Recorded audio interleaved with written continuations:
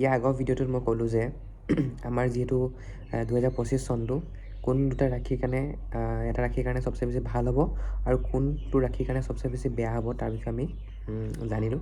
এতিয়া মই যিহেতু আগৰ ভিডিঅ'টো মেঘ ৰাশিৰ কথা ক'লোৱেই, এতিয়া মই এইটো ভিডিঅ'ত বৃষ ৰাশি আৰু মিথুন ৰাশিৰ কথা ক'ম যে বৃষ ৰাশি আৰু মিথুন ৰাশি এই বছৰটো কেনেকুৱা যাব।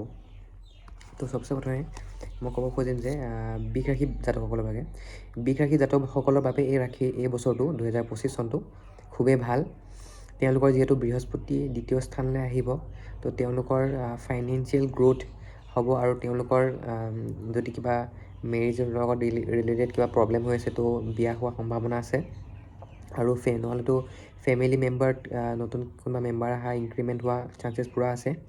আৰু তেওঁলোকে এই বছৰটো মে' পাছৰ পৰা তেওঁলোকে নতুন কিবা ক্ষেত্ৰত যদি ইনভেষ্টমেণ্ট কৰিব বিচাৰিছে, নতুন কিবা ক'ৰবাত যদি তেওঁলোকে নতুন ফুডৰ বিজনেছত হওক বা ধৰি লওক জুৱেলাৰী বিজনেছত হওক তেওঁলোকে যদি ইনভেষ্টমেণ্ট কৰিব বিচাৰিছে, তেতিয়াহ'লে তেওঁলোকৰ কাৰণে খুব বেছি ভাল হ'ব।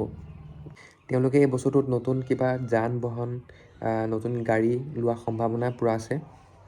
যিহেতু তেওঁলোকৰ দ্বিতীয় স্থানত বৃহস্পতি গোচৰ হ'ব গৈ আছে, তো তেওঁলোকৰ কাৰণে ফাইনেন্সিয়েল ষ্টেবিলিটিটো থাকিবই, কিন্তু তেওঁলোকে নিজৰ পইচা ছেভিং কৰিবলৈ চেষ্টা কৰিব লাগে, কাৰণ আকস্মিকভাৱে তেওঁলোকৰ মাজে মাজে বহুত ডাঙৰ ডাঙৰ খৰচা আহিব পাৰে। পইণ্টখিনিৰ লগত যদি মই নিগেটিভ পইণ্টৰ কথা কওঁ, তেতিয়াহ'লে এই বছৰটোত তেওঁলোকৰ কেতু থাকিব চতুৰ্থ স্থানত, যিহেতু তেওঁলোকক নিজৰ ঘৰৰ পৰা অলপ দূৰলৈ লৈ যাব পাৰে, অলপমান ডিটেচমেণ্টৰ য়োগ বনিব পাৰে, যিহেতু কৰ্মব্যস্ততা বেছি বাঢ়িব পাৰে।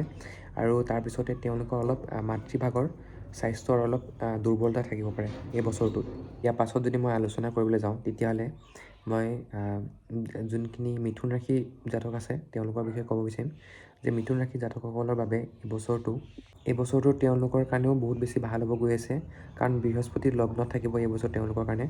বিদ্যাৰ কাৰণে ভাল হ'ব, তেওঁলোকৰ ভ্ৰমণো খুব হ'ব পাৰে এই বছৰটোত। তাৰপিছত তেওঁলোকৰ যদি কাৰোবাৰ লগত যদি কিবা সমস্যা আছে, তেনেহ'লে এই বছৰটোত তেওঁলোকৰ সমস্যা অলপ কম হোৱাৰ সম্ভাৱনা আছে। ওচৰ পাঁজৰ মানুহখিনিৰ লগত তেওঁলোকৰ ছ'চিয়েল ষ্টেটাছটো ইনক্ৰিজ হ'ব সম্ভাৱনা আছে। আৰু লগতে তেওঁলোকে নতুন বিদ্যা গ্ৰহণ কৰা, মানে নতুন কিবা বস্তুত আগ্ৰহ হোৱা, শিকিবলৈ তেওঁলোকৰ সম্ভাৱনা আছে এই বছৰটোত। তেওঁলোকে এই বছৰটোত নিজৰ খাদ্যটোৰ ওপৰত অলপ কণ্ট্ৰল কৰিব লাগিব, কাৰণ তেওঁলোকে এই বছৰ অলপ শকত হৈ যাব।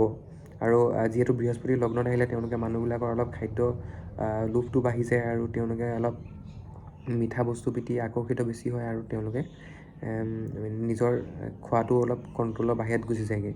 সেইকাৰণে তেওঁলোকে মেদবহুল হোৱাৰ সম্ভাৱনা আছে। সময়টো অলপ কষ্ট হ'ব। 15 মে' পাছৰ পৰা তেওঁলোকৰ কাৰণে অলপ ভাল আছে।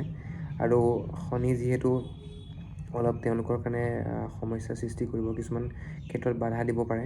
আৰু বাকীখিনিতো চব ভালেই, কিন্তু কৰ্মক্ষেত্ৰত অলপ বেছি কষ্ট কৰিবলগীয়া হ'ব। আৰু তেওঁলোকে যেতিয়া অলপ ভ্ৰমণ কৰিব, তেতিয়া তেওঁলোকে অলপ সাৱধানে থাকিব লাগিব এই বছৰটোত। আৰু তেওঁলোকে পাৰিলে বৰ বেছি দূৰলৈকে মানে দুচকীয়া বাহনত ভ্ৰমণ কৰিব নালাগে। আৰু পাৰিলে তেওঁলোকে যদি পাৰে তেতিয়াহ'লে হনুমান মন্দিৰত গৈ পেলাই হনুমান দেৱতাৰ পতাকাখন আনি পেলাই নাইতো হনুমান মন্দিৰত পতাকাখন দিব লাগে, বা হনুমান মন্দিৰৰ পতাকাখন আনি কিনে নিজৰ ঘৰত থ'ব পাৰে। কথাখিনি মই আপোনাৰ ৰাশিৰ ওপৰত ক'লোঁ ভিত্তি কৰি।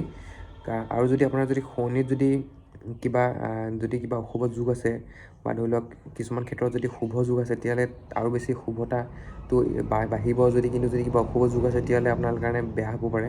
বাকী মই এইখিনি কথা আপোনাৰ জন্ম ৰাশি ভিত্তিত ক'লোঁ, আৰু জন্ম লগ্ন ৰাশি ভিত্তিত ক'লোঁ, কাৰণ বহুত ৰাশি একেই হ'ব পাৰে। কিন্তু বিশেষভাৱে যদি আমি জানিবলৈ হয়, তেতিয়াহ'লে আপোনাৰ গ্ৰহৰ স্থিতি আৰু দশাৰ স্থিতি বা ৰিষ্টৰ স্থিতি, পটাকী ৰিষ্ট কি আছে, সেইবিলাক সকলোবিলাক চাই চিতিহে ক'ব পৰা যাব। যদি কিবা অশুভ যোগ আছে, তেতিয়াহ'লে আপোনাৰ কাৰণে বেয়া হ'ব পাৰে। অশুভ গ্ৰহ যদি দশা চলিছে, তেতিয়াও আপোনালোকৰ কাৰণে অশুভ হ'ব পাৰে। বা যদি অশুভ গ্ৰহ মেল আছে, যেনেকৈ সূৰ্য কেতু, সূৰ্য শনি, তেনেকুৱা যদি কিবা যোগ আছে, সৰ্প যোগ আছে, বা ধৰি লওক গুৰু চাণ্ডালৰ যোগ আছে, তেনেকুৱা যদি নিজ গ্ৰহ যদি দশা চলিছে, তেতিয়াহ'লে আপোনাৰ কাৰণে অশুভ হ'ব পাৰে। বা দুস্থান গ্ৰহ যেনেকৈ ষষ্ঠ, অষ্ট, দ্বাদশ স্থানত যদি গ্ৰহ দশা চলিব, তেতিয়াহ'লে কিন্তু অশুভ প্ৰভাৱ পাব পাৰে। যদি বেছি বিশেষভাৱে জানিবলৈ হয় তেতিয়াহ'লে আমি আপোনাৰ শুৱনি চাব লাগিব আৰু তেওঁক শুৱনি বিশ্লেষণ কৰিব লাগিব, তেতিয়া আমি তাৰ বিষয়ে ক'ব পাৰিম।